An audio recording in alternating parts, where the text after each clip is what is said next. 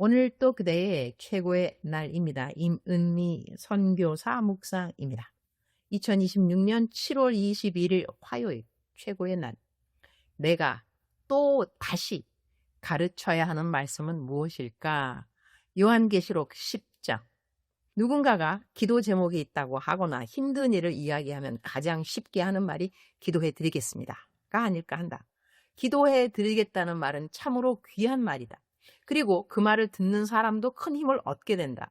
누군가가 나를 위해 기도해 준다고 생각하면 나는 혼자가 아니구나 하는 위로를 받게 되기 때문이다. 얼마 전 만난 어느 목사님, 사모님이 계신다.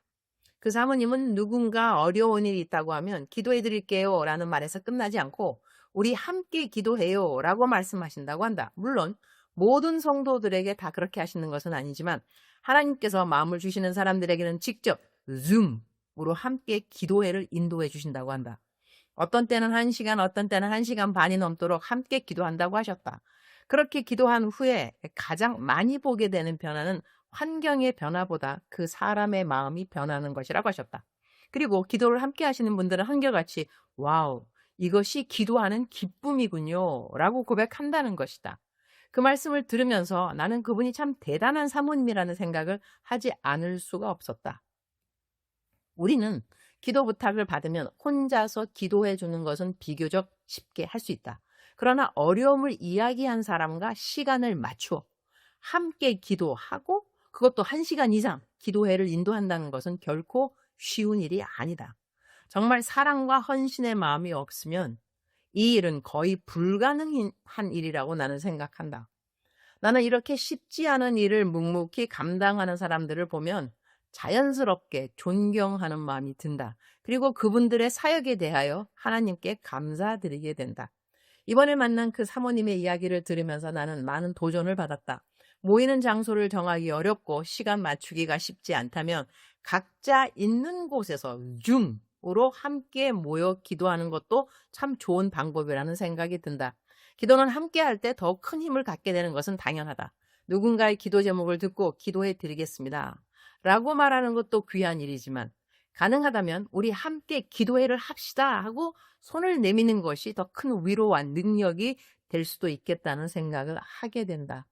줌으로 기도를 함께 해주신다는 그 사모님의 말은 나에게 참으로 큰 도전이 되는 아름다운 간증이었다. 아래는 저의 요한계시록 10장 11절 말씀 묵상입니다. 그때 그들이 나에게 말했습니다. 너는 많은 백성과 나라와 언어와 왕들에게 다시 예언해야 할 것이다. 이 말씀은 사도 요한이 작은 두루마리를 받아먹은 후에 받은 새로운 사명이다.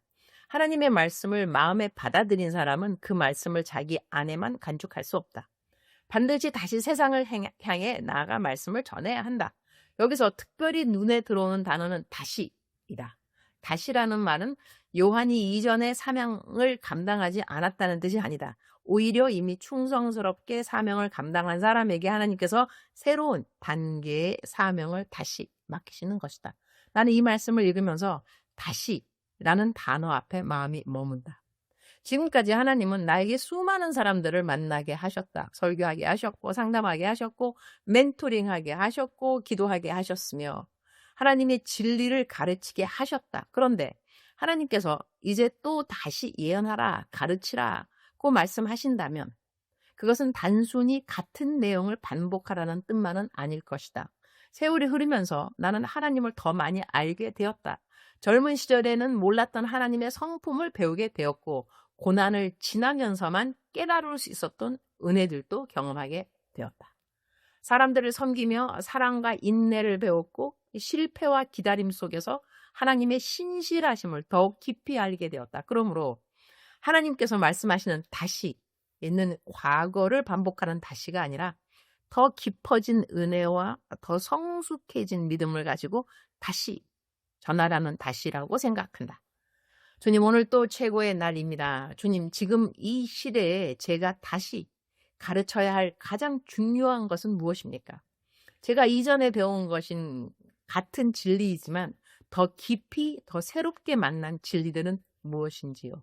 내가 지식으로만 알던 말씀들이 저의 순종을 통하여 지혜가 된 말씀들이 있습니다. 주님이 이미 저에게 주신 너무나 많은 가르치심을 제가 이 땅을 떠나기 전 할 수 있는 한 많이 가르치고 또 가르치고 또 가르칠 수 있도록 저를 도와주시기를 기도드립니다. 저 역시 매일 배워가는 하나님의 깊은 진리들이 있지만 제 나이만큼 제가 먼저 배운 말씀들을 나눠주는데 아낌없이 저의 시간과 재정과 경험과 감동들을 잘 나눠주는 자 되기를 기도드립니다. 오늘은 아틀란타에서 저의 묵상을 읽는 분들이 있는데 만나자고 하셔서 만남 사역을 하게 됩니다. 서로의 믿음의 진보를 나누는 시간 되게 하시고 격려, 칭찬, 위로, 그리고 말씀으로 인한 새 힘을 얻는 시간 되기를 기도드립니다. 주님 사랑합니다. 주님 감사합니다. 오늘 또 우리 주님 저를 보시면서 하루 종일 기쁨을 넘어서 감동을 받으시면 참 좋겠습니다. 작정서 점수 100점. 사랑하는 그대여. 사랑하는 그대여. 출석 부르고 있습니다. 대답하셨나요? 오늘은 묵상이 좀 짧네요. 묵상이 짧은 날에는 제가 미니 설교하는 거 알고 계시죠? 아하하하. 우리가 하나님의 말씀, 다시 전해야 될 말씀이 있다는 것은 이미 들은 말씀이 있다는 것 아닐까요? 사랑하는 그대여. 그대는 어떤 말씀을 들었을 때 가장 감동되었고 은혜되었고 나누고 싶으셨나요? 그 말씀을 다시 누군가에게 오늘이 아니라 할지라도 이제 곧 만나야 되는 사람들에게 전해주고 싶은, 다시 전하고 싶은 말씀이 무엇인가 오늘 그대에게 숙제로 드리고 싶습니다. 나는 어떤 말씀을 다시 나누고 싶을까? 사랑하는 그대여. 성경 말씀 우리가 첫사랑을 잃지 말아라, 그런 성경 말씀도 있는데 하나님을 만났을 때 우리들의 뜨거운 그 마음, 열정 절대로 잃지 않는 그대가 되기를 축복합니다. 우리가 하나님의 사랑 잃지 않으려고 한다면 그 사랑을 다시 말하고 다시 말하고 다시 말할 때 우리는 우리들의 마음속에 하나님을 사랑하는 마음이 더 회복되고 더 도전되고 충전되지 않을까, 그런 생각도 하게 됩니다. 하나님을 끊임없이 사랑하는 그대 축복합니다. 사랑하는 그대요. 사랑합니다. 사랑하는 그대요. 축복합니다. 오늘 또 그대의 최고의 날입니다.